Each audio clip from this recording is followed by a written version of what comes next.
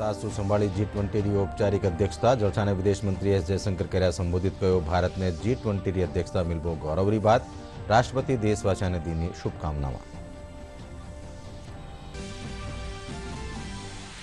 प्रदेश में भारतीय जनता पार्टी कानीसू आज शू कांग्रेस सरकार नीतियाना विरोध में जन आक्रोश यात्रा भी शुरू राष्ट्रीय अध्यक्ष जेपी नड्डा जयपुर शू 51 रथाने कर्या रवाना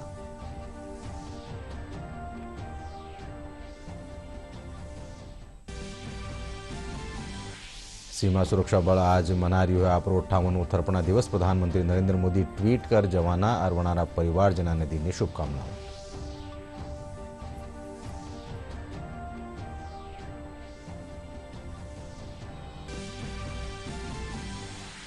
गुजरात विधानसभा चुनाव ने लेर सिरोही जिला गुजरात सीमा सु लागता खेतरा में करेगी करड़ी सुरक्षा व्यवस्था पुलिस लगातार कर रही है वाहनारी जांच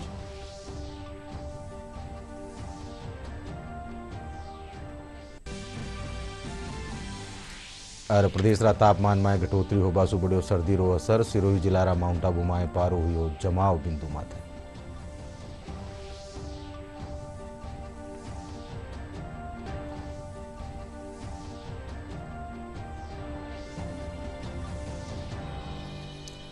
नमस्कार संजा 5 बजे राजस्थानी खबर में आप सबरू घणु घणु स्वागत। मैं हूं अशोक व्यास और अब खबर विगतवार।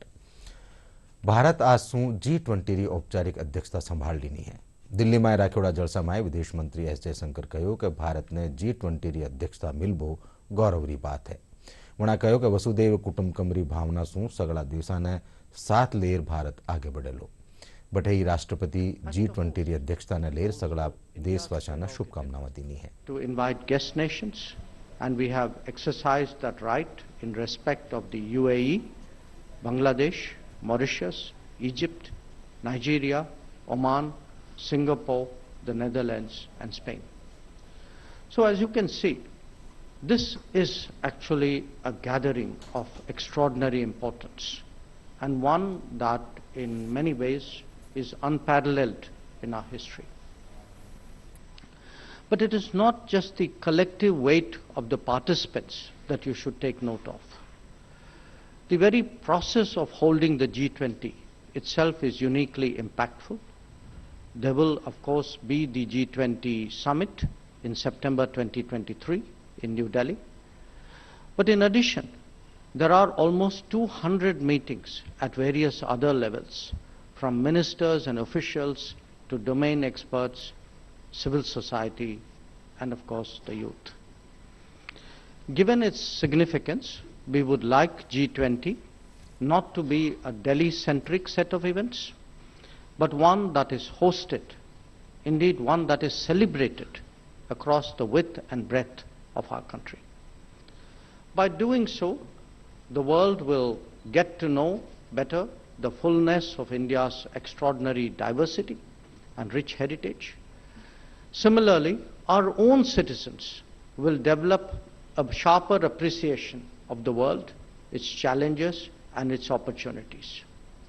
So we must all approach the G20 and its delegates in the true spirit of Atithi Deva Bhava and understand that as a result of the G20, it will, in a sense, make the world more India-ready and make India more world-ready. And the G20 is, in fact, the premier grouping which is devoted to addressing the financial, economic and development challenges of the world. And in these difficult times, it is therefore particularly important that world leaders focus on the right issues, issues that especially affect the more vulnerable sections of the world. There are very good reasons why today the world is taking a much deeper interest in us.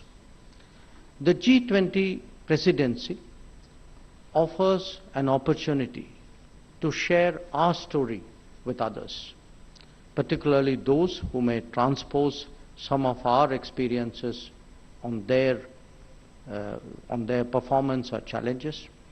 And it is also a time when we must become the voice of the global south that is otherwise underrepresented in such forums. Countries of Asia, Africa and Latin America trust India to speak up for them. We have of late been in the forefront of expressing their concerns on fuel, on food, on fertilizers. And we share too the apprehension that sustainable development, climate action and climate justice could be sidetracked due to more dominant issues. प्रदेश में Bharatiya Janata party का निशु आज कांग्रेस सरकारी नीतियाना विरोध में जन आक्रोश यात्रा शुरू करी है। पार्टी राष्ट्रीय अध्यक्ष जगत प्रकाश नड्डा जयपुर में राखीड़ी एक सभा में 51 रथा ने रवाना कर यात्रा की शुरुआत करी। आ यात्रा प्रदेश सगड़ा विधानसभा क्षेत्र में जावेली। कार्यक्रम में अपना संबोधन में नड्डा कहो कि यात्रा के दौरान 20,000 चौपाल आवेली और पार्टी कार्यकर्ता 2 करोड़ लोगों से संवाद करेला। पार्टी अध्यक्ष आरोप मांड्यो कि प्रदेश में अबार ताई हजारों किसानों कर्जो माफ नहीं हुई है। वना आरोप लगाता तका कहो कि राजस्थान भ्रष्टाचार, बेरोजगारी, महिला अत्याचार और महंगी बिजली रा मामला में सबसू आगे है। भाजपा राष्ट्रीय अध्यक्ष गहलोत सरकार माथे तुष्टिकरण रो आरोप भी मांड्यो। सभा दौरान प्रदेश भाजपा अध्यक्ष डॉक्टर सतीश पूनिया, प्रदेश भाजपा प्रभारी अरुण सिंह, केंद्रीय मंत्री गजेंद्र सिंह मौजूद रहा। क्या ऐसा रिकॉर्ड आप चाहते हो? क्या आप चाहते हो ऐसा रिकॉर्ड? आप चाहते हो ऐसा रिकॉर्ड? अगर आप नहीं चाहते हो, अगर आप चाहते हो कि आपकी बहनें सुरक्षित रहें, अगर आप चाहते हो कि दलित भाई सुरक्षित रहे, अगर आप चाहते हो कि यहां पर नौकरियों के अवसर बने, रोजगार के अवसर बने, अगर आप चाहते हो कि करप्शन समाप्त हो, और अगर आप चाहते हो पेट्रोल डीजल, मैं दावे के साथ कह सकता हूं 2 बार केंद्र सरकार ने डीजल के दाम घटाए हैं और हमारे प्रदेश की सरकारों ने भी घटाए हैं, लेकिन राजस्थान, गुजरात में घड़ियाली आंसू बहाता है। गहलोत साहब वहां जाकर के चर्चा करते हैं और यहां सबसे महंगा डीजल और पेट्रोल बेचते हैं। ये इनका रिकॉर्ड है, इसको आपको समझना चाहिए। ऐसे लोगों को क्या गद्दी पर बैठे रहने देना है? क्या बैठे रहने देना है? क्या इनको मुंह तोड़ जवाब देना है कि नहीं देना है? आज सबसे महंगी बिजली हमारा किसान खरीद रहा है। आज सबसे हमारा महंगी बिजली हमारा कंज्यूमर यहां पर खरीद रहा है। कोई सुध नहीं ली जा रही है। आप बताइए, सब यहां पर कम्युनल टेंशन भी बढ़ा कि नहीं बढ़ा? बढ़ा कि नहीं बढ़ा? किसने बढ़ाया? किसने बढ़ाया?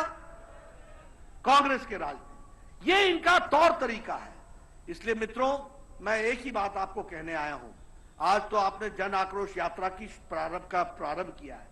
200 विधानसभाओं में जाना है, 20,000 नुक्कड़ सभाएं होनी है, 20,000 चौपाल होने हैं, 20,000 हमारे गांव में बैठकें होनी है, 2 करोड़ लोगों को आपने संपर्क करना है।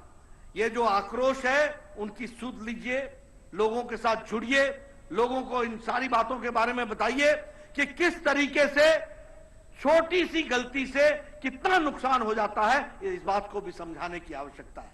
मुझे पूरा विश्वास है कि आप सब लोग इस जन आक्रोश यात्रा में अपने आप को समावेश करेंगे, पूरी ताकत लगाएंगे, जनता तक जाकर के जो आक्रोशित जनता है उनकी आवाज सुनेंगे और उनकी आवाज को आप संजो करके आने वाले समय में जनता की आवाज को लेकर के आप बुलंद करेंगे और आने वाले समय में आप यहां पर विशुद्ध भारतीय जनता पार्टी की सरकार बनाएंगे। इसके लिए आप काम करेंगे ताकि राजस्थान का विकास फिर से शुरू हो। यही मुझे आपसे कहना है। आपने मेरी बात बहुत शांति से सुनी। आपका बहुत बहुत धन्यवाद।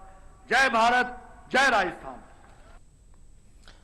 सीमा सुरक्षा बल आज आपरो 58वां स्थापना दिवस मना रह्यो है। भारतीय सीमा वाली सुरक्षा सुनिश्चित करवा खातर आज ही दिन 1965 में बीएसएफ रो गठन कर्यो गयो हो। इन मौका माते प्रधानमंत्री नरेंद्र मोदी ट्वीट कर जवाना और वनाना परिवारजना ने शुभकामनाएं दी है। 58वां स्थापना दिवस मना रहा है। भारत की सीमाओं की सुरक्षा सुनिश्चित करने के लिए 1 दिसंबर 1965 को बीएसएफ का गठन किया गया था।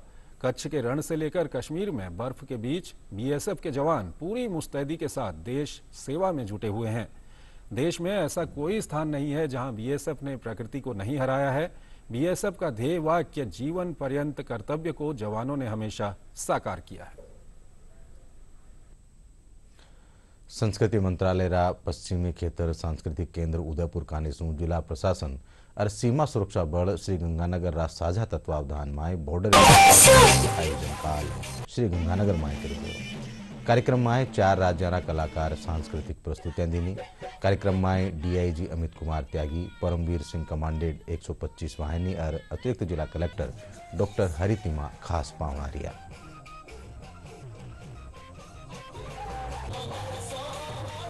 राइजिंग डे की एक सौगात बॉर्डर विलेज, बॉर्डर पॉपुलेशन और सिविल एडमिनिस्ट्रेशन।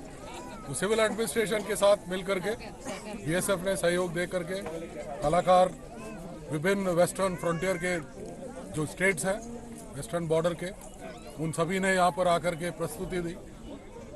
एक्सपेक्टेशन 125 कलाकारों की थी, परंतु कोई जोश में कोई कमी नहीं रही। 80 कलाकारों ने 125 का जमखम दिखाया यहाँ पर।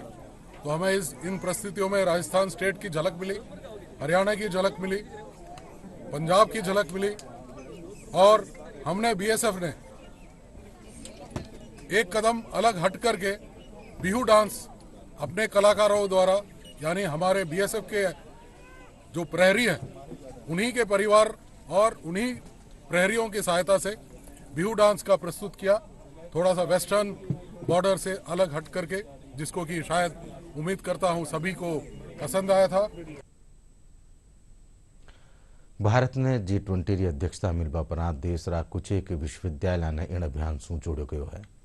इनमें जोधपुरा जयनारायण विश्वविद्यालय ने भी जोड़ो गयो है। विश्वविद्यालय कुलपति के श्रीवास्तव बतायो कि G20 री राष्ट्रीय समन्वय समिति री पहली बैठक में ऑनलाइन जरिया से भाग लियो गयो। उन्हें कहो कि इनमें भारत की भूमिका महत्वजोग है।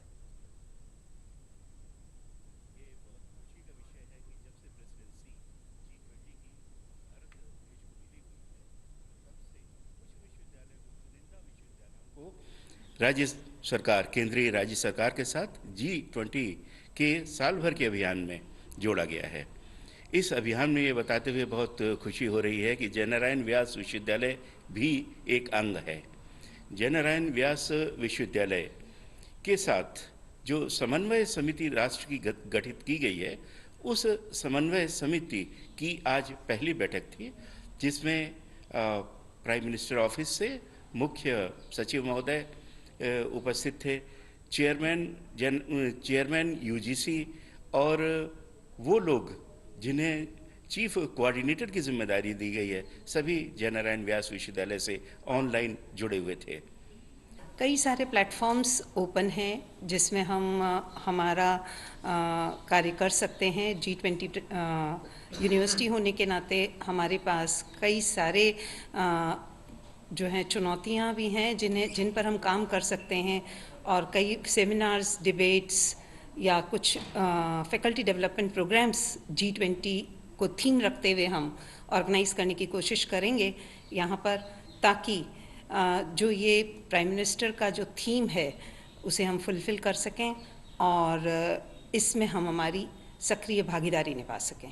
और आने वाले दिनों में हमारा विश्वविद्यालय ने ये डिसाइड किया है कि आने वाले दिनों में हम G20 की जो भारत की अध्यक्षता है उसको लेकर बहुत सारे poster making program, certificate program और भी बहुत सारे प्रोग्राम हम करेंगे।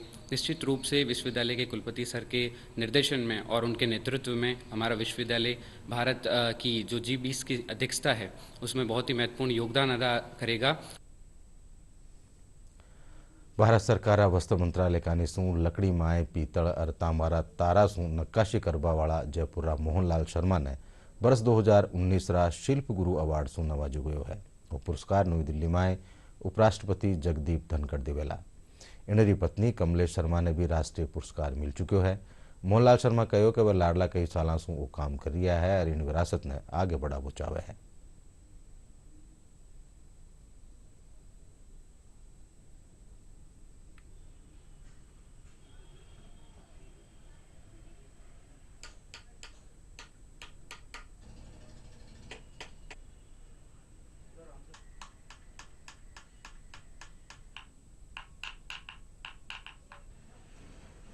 मैं तारकसी का काम करता हूँ। करीब 13 साल की एज थी मेरी जब मेरे बड़े भाई गोपाल लाल शर्मा से मैंने काम सीखा था, और मेरे को करीब 40-42 साल इस काम में हो गए, और इस काम को तारकसी कहते हैं। तो भारत सरकार द्वारा वस्त्र मंत्रालय नई दिल्ली के द्वारा ये शिल्प गुरु अवार्ड के लिए मुझे सम्मानित किया गया है। जो 2019 के लिए है।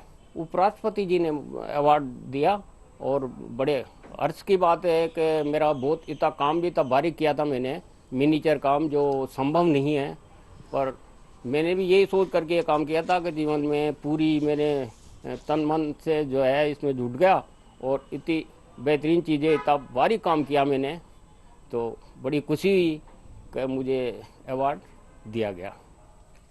2017 को मेरे को भारत सरकार द्वारा मेरे को नेशनल अवार्ड मिला है और मैं इस काम को आगे करने के लिए बहुत खुशी हूँ। और मेरा हस्बैंड काम करते थे तो इसको देख देख के मैंने काम करने शुरू किया था।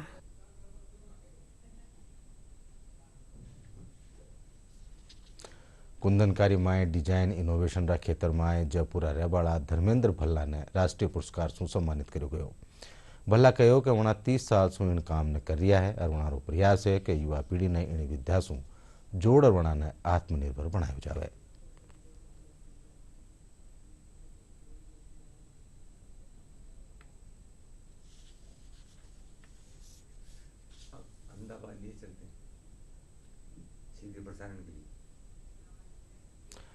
सीधा प्रसारण खातर आपा रुक करा अहमदाबाद रो एक खास खबर खातर।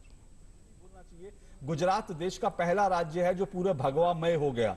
ऐसा पहला राज्य है जिसने जो बीजेपी की इतनी बड़ा स्ट्रांग होल्ड बना और उसके बाद वहां से जो है बीजेपी का विस्तार हुआ। तो ये जो भगवा आप रंग देख रहे हैं, भगवा रंग की कार देख रहे हैं, ये भी अपने आप में एक सिंबॉलिक है कि बीजेपी ने जिस तरह से गुजरात को भगवामय कर दिया, एक बार फिर से गुजरात जो है वो भगवामय हो जाए, उसी की कड़ी के लिए, उसी की चीज को आगे बढ़ाने के लिए ये प्रधानमंत्री का रोड शो है। और ये इस वक्त जो है प्रधानमंत्री का काफिला जो नरोडा गांव से जो निकला है, ये वो विधानसभा सीट है जहां बीजेपी एक स्ट्रांग होल्ड है। और आनंद, एक बहुत इंपॉर्टेंट बात है, ये आज का जो सफर है, आज की जो रोड शो है, ये मणिनगर विधानसभा सीट से भी निकलेगा। मणिनगर अहमदाबाद की वो विधानसभा सीट है जहां से ये आप देखिए, ये है ताकत, बहुमंजिला इमारत। एग्जैक्टली ये अभी आपने ये सूरत में भी नजारा देखा था। और ये प्रधानमंत्री नरेंद्र मोदी की लोकप्रियता है। देखिए सड़कों के किनारे आप लोग जमा हो जाते हैं, वो तो अलग बात है, लोग देखिए फूलों से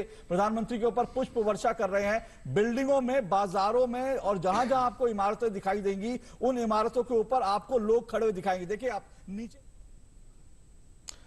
थे अहमदाबाद हूँ लाइव तस्वीर देख रहा हा पीएम मोदी रा मेगा रोड शोरी। अब फेरू रुका अगली खबर माते।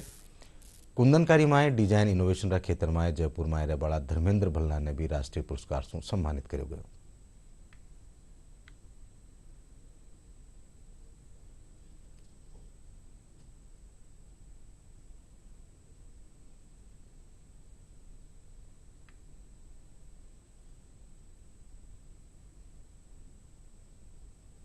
मुझे ये बताते हुए बहुत गर्व महसूस हो रहा है कि मैंने भारत का पहला डिज़ाइन इनोवेशन नेशनल अवार्ड प्राप्त किया है, जिसे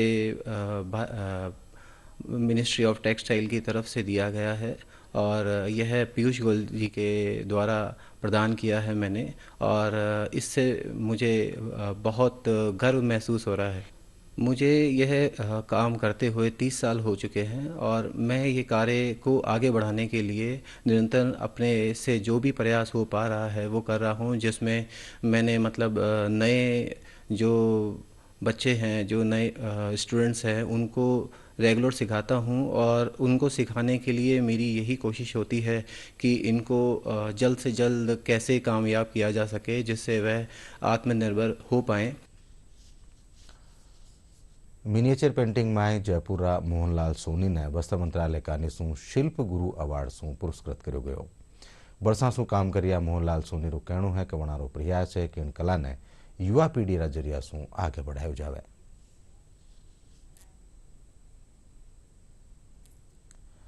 भारतीय विद्या भवन रा 4 दिनारा 13वां अखिल भारतीय प्राचार्य जलसा री शुरुआत आज जयपुर में करेगी।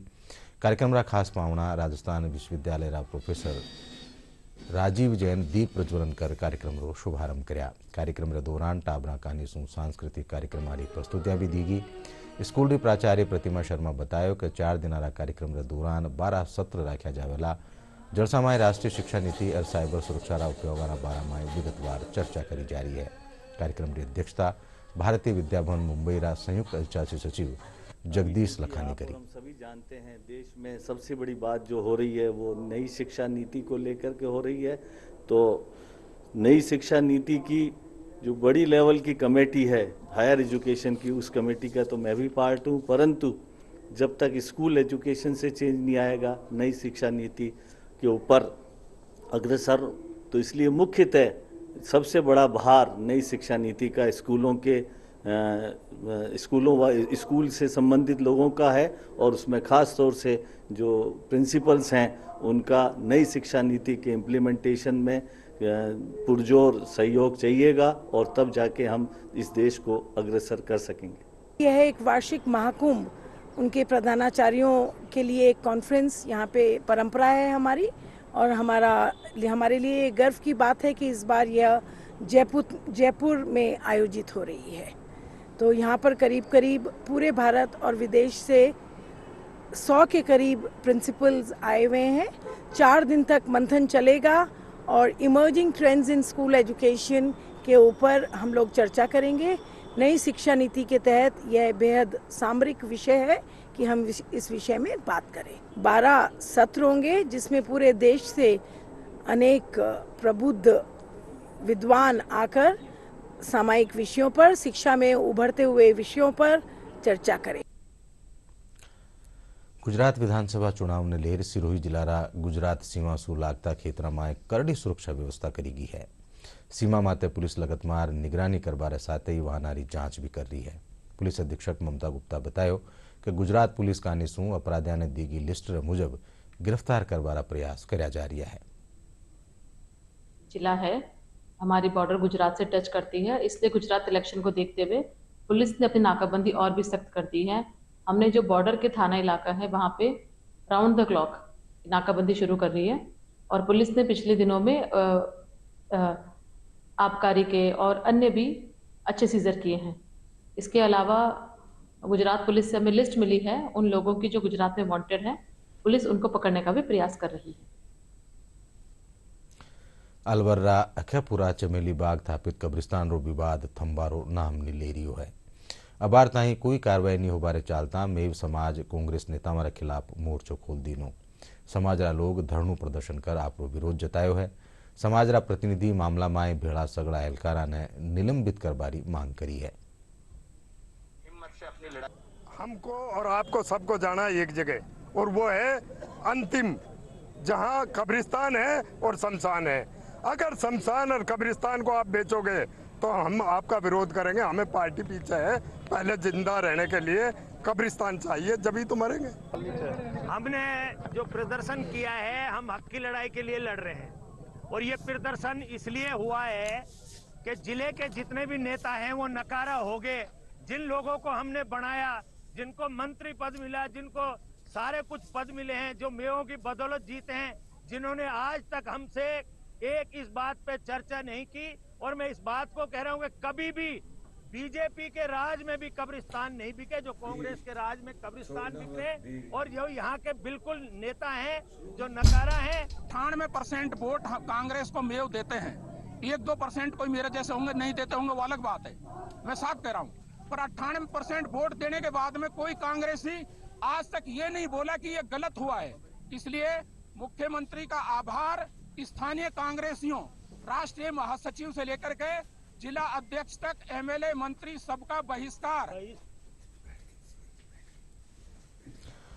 और अब मौसम से जुड़ी खबर। प्रदेश में आज तापमान में और कमी बाबासू ठंडो असर तेज वेग्यो है।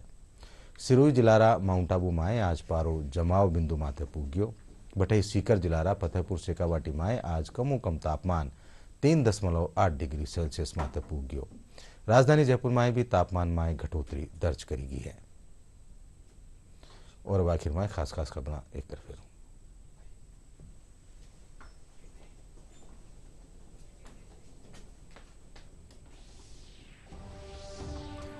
भारत आज शू संभाળી G20 री औपचारिक अध्यक्षता। जलसाना विदेश मंत्री एस जयशंकर कर्या संबोधित कयो। भारत ने G20 री अध्यक्षता मिलबो गौरवरी बात। राष्ट्रपति देशवासियों ने दी शुभकामनाओं। प्रदेश में भारतीय जनता पार्टी का आज शू कांग्रेस सरकार की नीतिया विरोध में जन आक्रोश यात्रा भी शुरू। राष्ट्रीय अध्यक्ष जगत प्रकाश नड्डा जयपुर शू 51 दफा ने कर्या रवाना।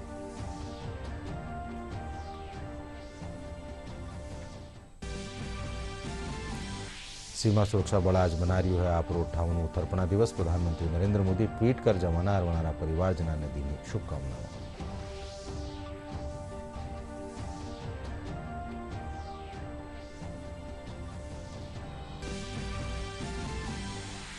गुजरात विधानसभा चुनाव ने लीड सिरोही जिला गुजरात सीमा से लगता खेतर में करी गई करड़ी सुरक्षा व्यवस्था। पुलिस लगतमार कर रही है वाहन की जांच।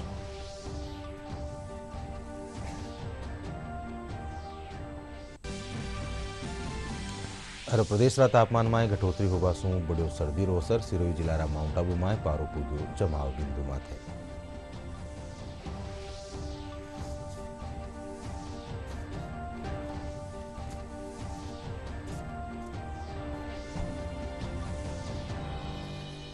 इन साथ संजा 5 बजे राजस्थानी खबर ठई पूरी हुई। साथ देखता रहो DD राजस्थान। नमस्कार।